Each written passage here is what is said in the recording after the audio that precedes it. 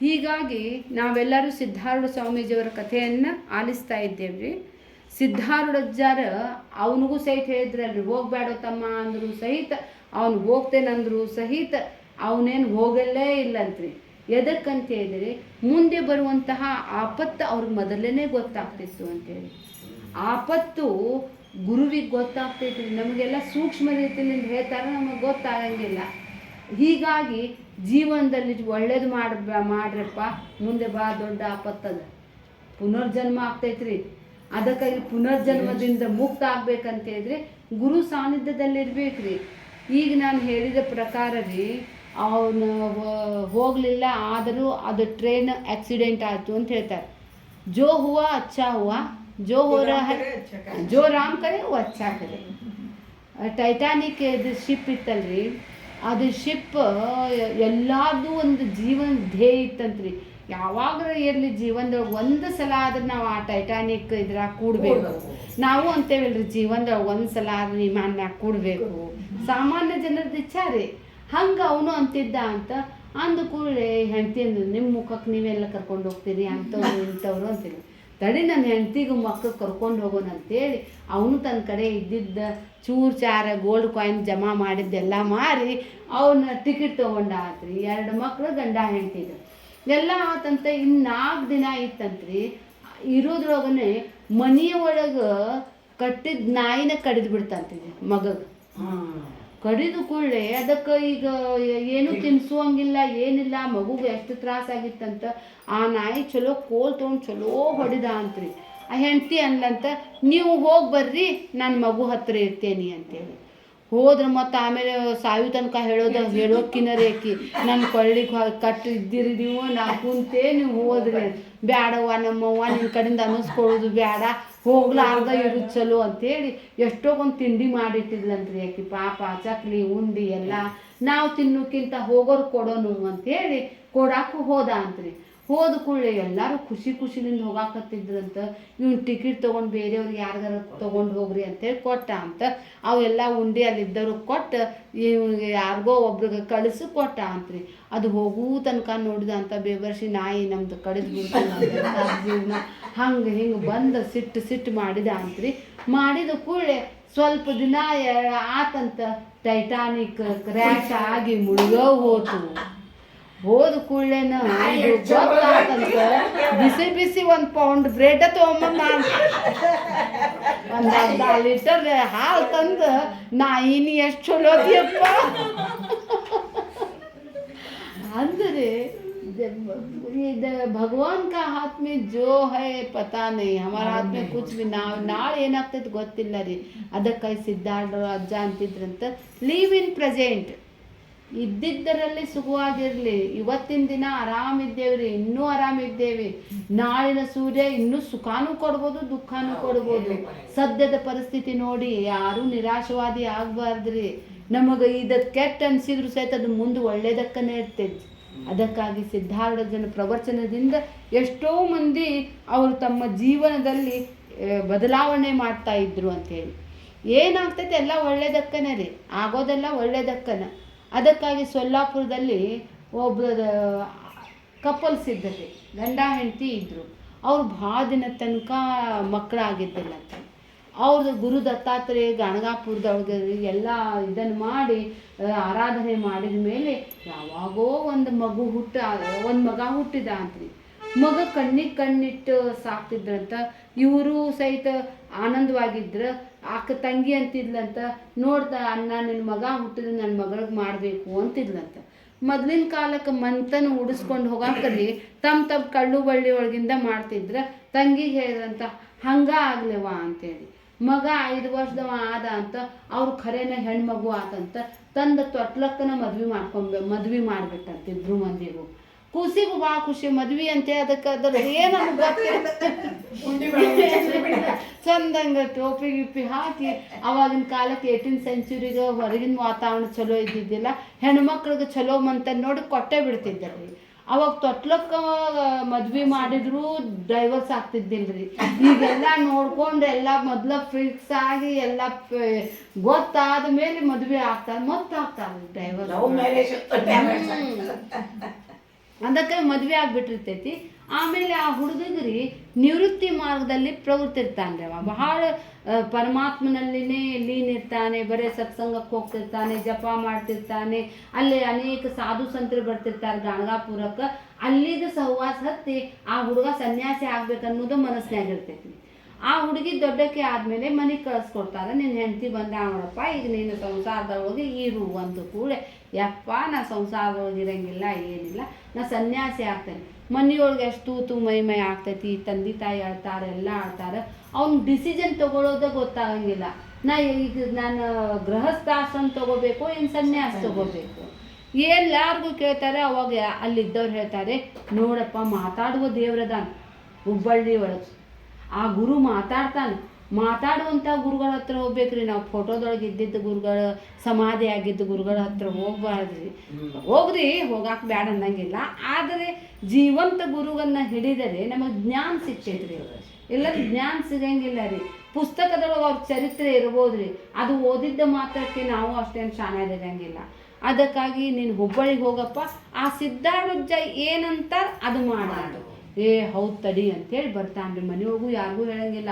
ಬರ್ತಾನೆ, ಅಲ್ಲಿ ಸಾವಿರಾರು ಜನ ಇರ್ತಾರ್ರಿ. ಆಮೇಲೆ ಹೊಸದಾಗಿ ಬಂದವ್ರು ಕಣ್ಣಿಗೂ ಕಾಣಿಸಂಗಿಲ್ಲ ರೀ.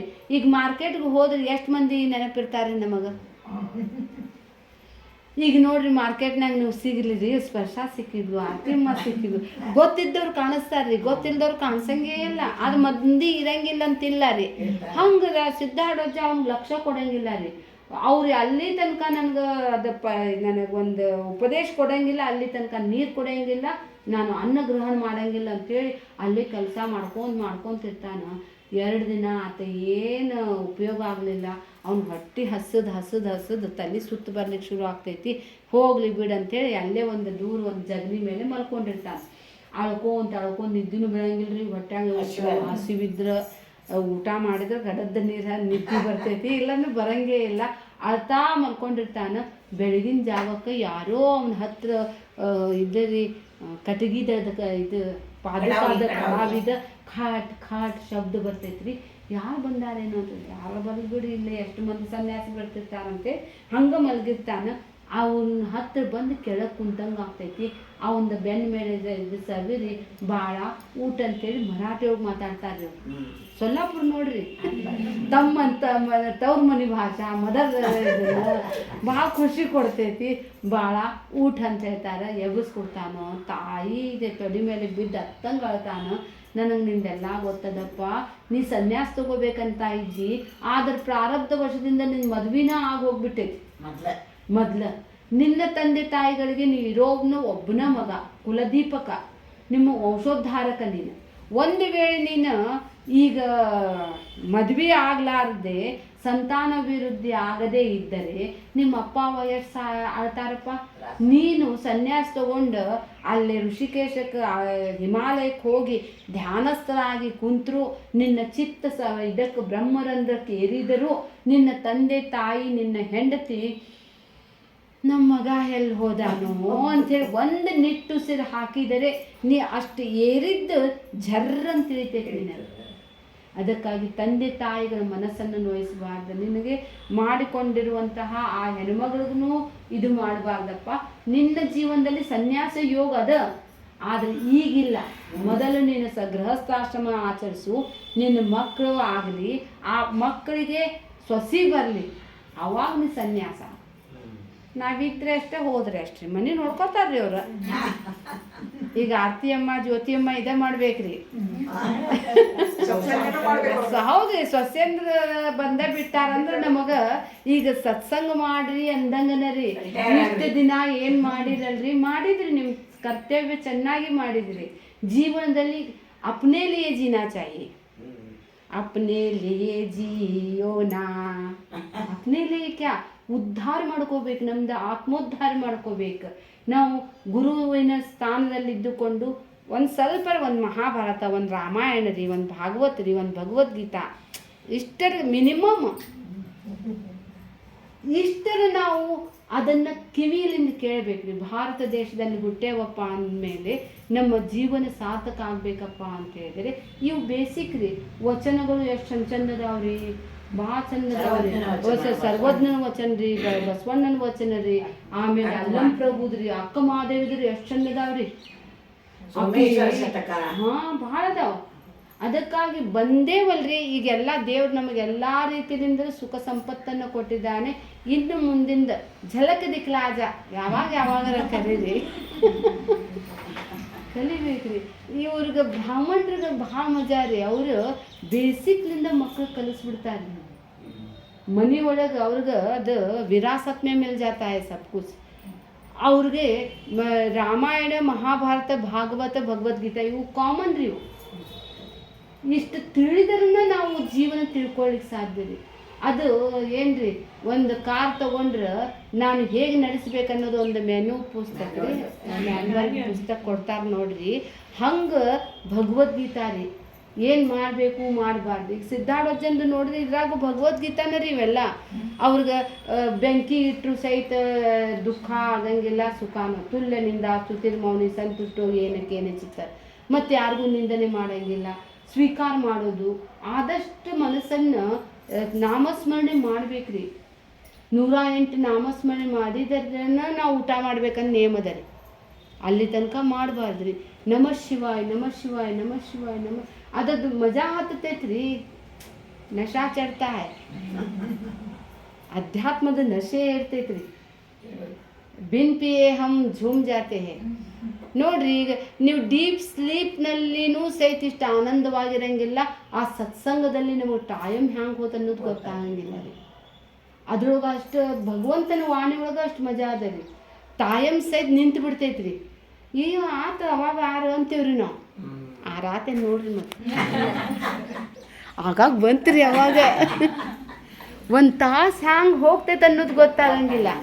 ಅದಕ್ಕಾಗಿ ಇಲ್ಲ ರೀ, ಅದು ಗುರುವಿನ ವಾಣಿನ ಹಂಗದ. ಅದಕ್ಕಾಗಿ ಅವನು ಹೋಗ್ತಾನೆ, ಹೋಗಿ ಅವನು ಸಂಸಾರ ಮಾಡ್ತಾನೆ ರೀ. ಮಾಡಿ ಕೊನೆಗೆ ಅವನು ಸನ್ಯಾಸ ತಗೋತಾನೆ. ಇವು ಎಲ್ಲ ಕಥೆಗಳು ಯಾರ್ಯಾರ್ದೋ ಗ್ರಂಥದೊಳಗದಾವ್ರಿ. ಇದ ಗ್ರಂಥದಲ್ಲಿ ಇರ್ಬೇಕಂತಿಲ್ಲ ರೀ.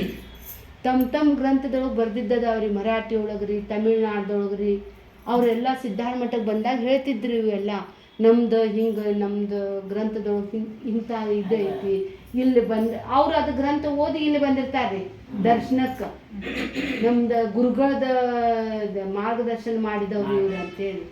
ಅದಕ್ಕಾಗಿ ಗುರುವಿನ ಮಹತ್ವವನ್ನು ಇನ್ನೂ ಸುಂದರವಾಗಿ ಹೇಳ್ಕೊತಾನೆ ಹೋಗ್ತಾರೆ ಅವರು.